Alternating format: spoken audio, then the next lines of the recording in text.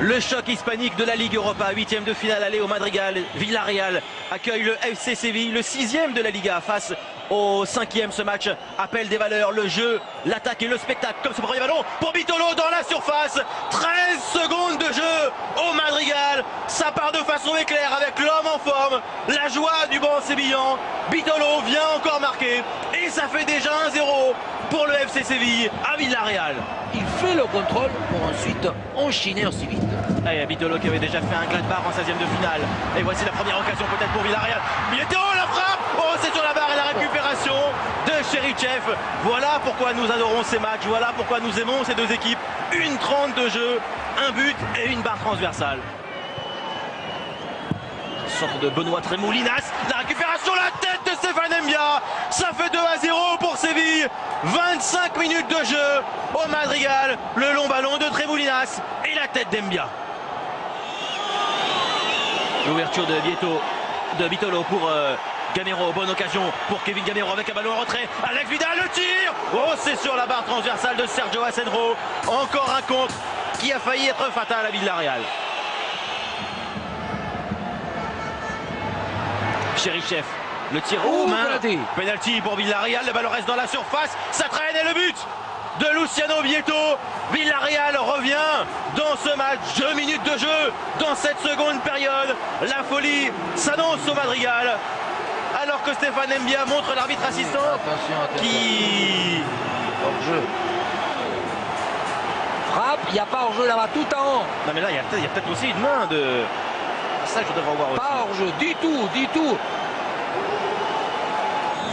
Et voilà, 1-2 avec poulet au four.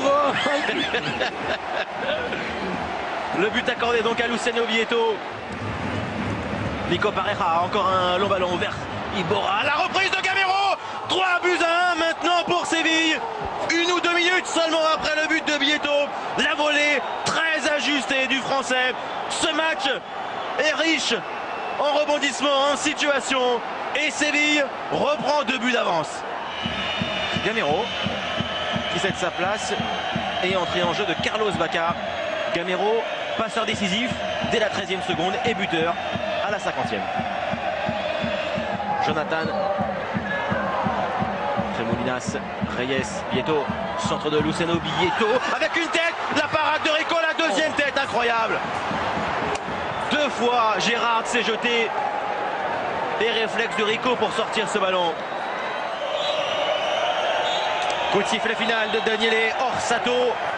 Séville gagne 3-1 au Madrigal. C'est un score sévère pour le sous-marin jaune qui a très bien joué, qui a eu beaucoup d'occasions de revenir. En face, Rico a été solide. Un petit peu de malchance aussi pour Villarreal, mais en tout cas, Mbia et ses partenaires ont fait un gros match malgré tout. Le tenant du titre est toujours là et Séville tutoie maintenant les quarts de finale.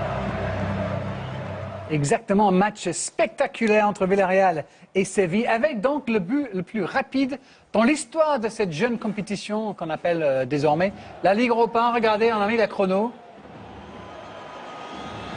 Juste le temps de mettre un poulet au four et hop, il y a le but, 13 secondes. On va demander quand même à Omar ce que ça veut dire. Hop. Vito but est assez impressionnant de voir qu'il y a, à part un petit effleurage à un moment donné, pas un joueur de Villarreal touche le ballon avant que ça rentre. Patrice, c'est extraordinaire. Oui, c'est ce qui s'appelle réussir son entame de match, évidemment, pour les adversaires notamment, bien concentré sur le début de match. Non, mais c'est surtout ça, c'est ce que vous venez de dire, qui est quand même aussi très étonnant. C'est qu'il peut y avoir une erreur d'un défenseur qui d'un coup offre Là, c'est une action complètement construite. Très joli but pour commencer ce Villarreal.